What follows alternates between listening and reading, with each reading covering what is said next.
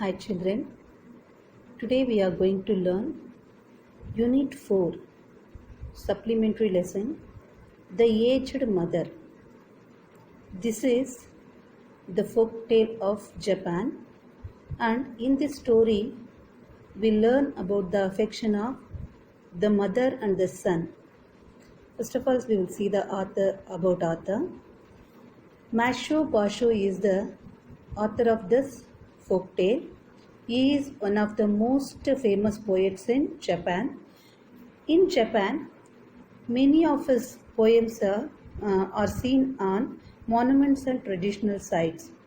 Basho was introduced to poetry at the young age, and he quickly became well known throughout the Japan. Actually, he was first of all made his living as a teacher, but later he traveled throughout the country to gain inspiration and knowledge, and also inspiration about for his poems, and that means his writings. Let us go for the lesson. This Japanese folktale is also known as the story of the aged mother. It highlights the aged or sharp and witted, and it describes the love and affection of a son and his mother. Long, long ago, there lived at the foothill of the mountain a poor farmer and his aged widowed mother. They owned a bit of land which supplied them with food, and they were humble, peaceful, and happy. So, long, long ago, there lived the son and his mother, widowed mother. Widow means no husband to her. So they two were living very happily with their a bit of land which they had. With that, they get the food, and they were very peaceful and happy in that place. The country Shining, where they were living, no, that country is known as Shining. The name of the country is Shining, was governed by a despotic leader who, though a warrior, had a great and cowardly shrinking from anything suggestive of falling health and strength. This caused him to send out a cruel proclamation. The entire province was given strict order to immediately put to death all aged people. So, the country Shining was governed by a despotic leader who, though a warrior, he is a soldier, that means poor wearer, had a great and cowardly shrinking from anything suggestive of a failing health and strength. That means he was not do anything bravely, he was coward. This caused him to send a cruel proclamation. So he sent a order to the people of that Shining. The entire province was given strict order to immediately put to death all aged people. The aged people, those who were there in that province, he ordered to put them into death. Those were barbarous days, and the custom of abandoning old people to die was uncommon. The poor farmer loved his aged mother with tender reverence, and the order filled his heart with sorrow. So, those days which were that order was given, no, those days were barbarian days. That means Nagarigamatta, and the custom, the rituals, that habits, whatever they were having, no, that all the one abandoning old people to die was not uncommon. They were living that old people to death. It is not good. The poor farmer loved his aged mother with tender reverence. So he loved his mother, and he gives that much affection to her, and he respects her. And the order filled his heart with sorrow. So by hearing the order of the governor, that leader of that Shining, it make his heart to fill with sorrow. But no one ever thought twice about obeying the mandate. So whatever the order is given by the government, no one can oppose him. So with many deep and hopeless sighs, the youth prepared for what at the time was considered the kindest mode of death. So there is no way to this young man. So he want to leave his mother to death. So there is where no with a hard heart he thought to leave his mother.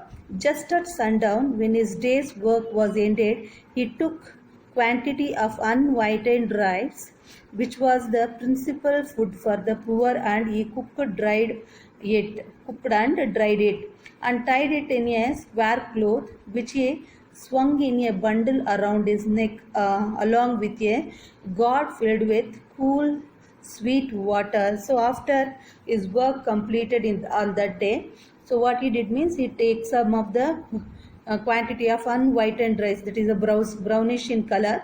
This is the main principal food of the poor people in those days and to that country. And so he cooked and dried it, and he tied in a square cloth. He put that all the cooked rice, dried rice, on the cloth, and he tied that like a bundle, like he tied, and he put that rice bundle around his neck, and then he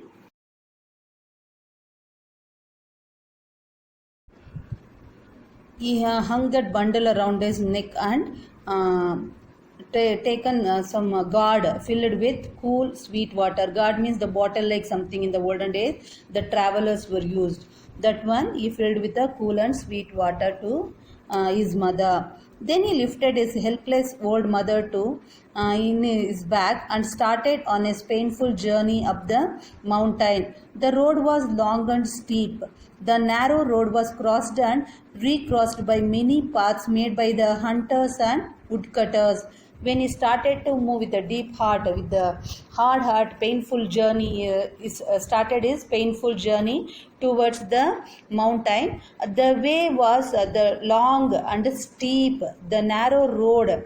It was in a zigzag, crisscross like that. The road was, and the road was made by many hunters and woodcutters, because on the mountain only the hunters and woodcutters only will go. In some place they lost the Confucius, but he gave no heed, one path or another, it mattered not. On he went climbing blindly upward, even upward towards the high bare summit of what is known as Abasthyama, the mountain of abandoning of the aged.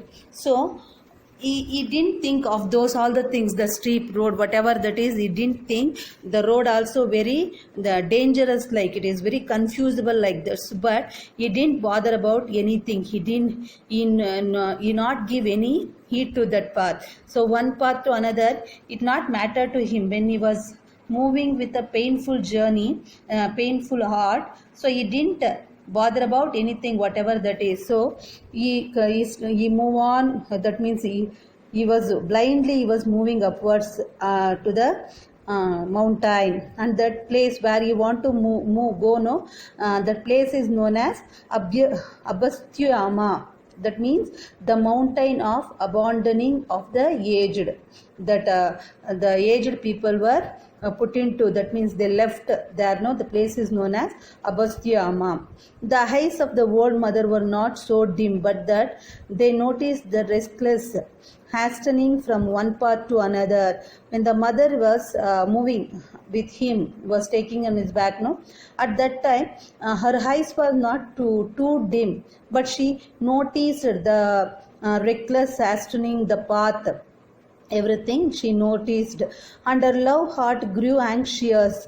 Her son did not know the mountain's many paths, and his return might be one of the dangers. So she stretched forth her hand and snapping the twigs from bushes as they passed.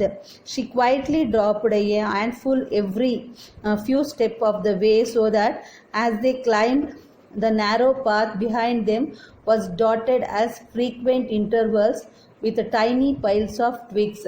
So she understood that when it was after leaving her on the mountain top, the son while returning, he may confused and he can't find the way to return back to the foothills of the mountain. So what she did think means, she started to she put forth the hand, and she started to pluck some of the twigs around the bushes, the thorn plants are there, some of the trees were there. With that, she started to collect some of the twigs, and when on the which path they were moving, no, on that path she started to put some of the twigs on the way to giving a some space, because by watching that twigs while returning, you can understand the way which they were move no, to the top. So that way, to find that way, she put some of the twigs on that way. At last the summit was reached, the place where they have to move, no, that they reached that place. Weary and heart sick, the youth gently released his burden and silently prepared a place of comfort as his last duty to the loved one. Gathering fallen pine needles, he made a soft cushion and tenderly lifted his old mother onto it. He wrapped her padded coat more closely about the stooping shoulders, and with tearful eyes and an aching heart he said farewell. So after reaching that place, from of the pine needles that he gathered some of the fallen leaves, and he made as a soft cushion to bed like soft cushion, and tenderly lifted her, so very softly with the painful heart he lifted his mother, and he slowly he put his mother onto that cushion what he made, no, and he wrapped her padded coat more closely about the stooping shoulders. So slowly he take that coat and he given that also, and then with a tearful eyes and an aching heart, with a painful heart, he said to his mother, okay, bye mummy, like that, farewell. He said farewell to his mother.